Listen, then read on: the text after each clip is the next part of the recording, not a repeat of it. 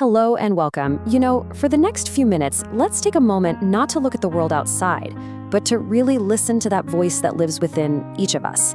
We're going to explore a simple but honestly profound idea that the real power to change our lives lies in our power to change ourselves.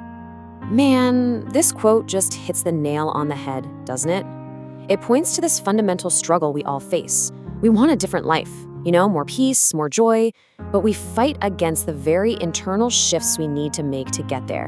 And that resistance, that's where our journey really begins. So what does it truly mean for the journey to start within? Well, it's about understanding that the path to a better life isn't about wrestling with everything out there first. It's about changing the very lens through which we see everything. Let's think of your mind as a mirror for a second. If that mirror is all clouded up with past pain or worries about the future, the world it reflects back is going to look just as messy. So the big insight here is that to change the reflection, you don't fight the world, you just clean the mirror. Okay, this brings us to a super crucial point, an idea you find in wisdom traditions all over the globe. Our own mind, our own self, it can be our greatest ally, or it can be our most powerful enemy. Let's see how this unfolds. This teaching from the Buddha is just so powerful. It's not about being isolated or alone. It's about empowerment. It's telling us that the key to our own freedom, our own peace, is already right here in our own hands. We're the ones who have to choose, step by step, to actually walk the path. And here, the Bhagavad Gita just says it so directly. The exact same mind that can create and heal and love is also the mind that can doubt and destroy and fear. The real battle isn't out there against some external enemy. It's the constant choice we make between these two forces right inside of us. So let's just break this down. The self as your best friend. That's your consciousness when it's guided by clarity, by compassion, by wisdom. But that very same self becomes your worst enemy when it's trapped by old wounds, anger, and just repeating the cycles of the past over and over again. This is the question we have to ask ourselves, not just once, but every single day. Today, right now, what's the dominant force in your inner world? Just being honest about the answer, that's the first step toward making a real change. So how do we make that change? Well, the great news is that it isn't some huge one-time event. It's a practice. It's a choice we get to make every single day, every single morning. Think about this. When you wake up, you are literally at a crossroads. You can let the momentum of yesterday's habits and thoughts just carry you along, repeating the same old patterns. Or you can consciously decide to write a new story, to choose a different response, a new thought.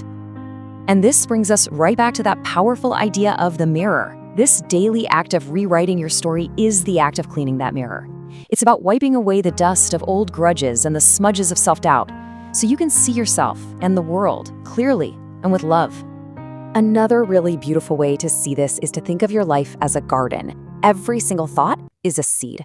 If you keep planting seeds of anger or resentment, you're going to harvest a life full of pain. But if you consciously choose to plant seeds of peace, kindness, and compassion, you will cultivate and harvest a life of heaven right here on earth. Now, I know this might sound a little abstract, but there is a very practical way to tend to this inner garden. It's a path that's all about love, not as a fuzzy feeling, but as a conscious action. This is the path of bhakti, or devotion. Bhakti just means channeling our energy into love through our everyday actions. It's not about complicated rituals. It's about making our very lives an offering of kindness and truth. It's a path of doing, not just believing. And this is maybe the most liberating part of this whole idea. It takes all the pressure of perfection right off the table. This isn't about never messing up. It's about being true. True to your intention, to be kind, to be compassionate, to be honest. That authenticity, that is your purity. And look at how simple and accessible this is.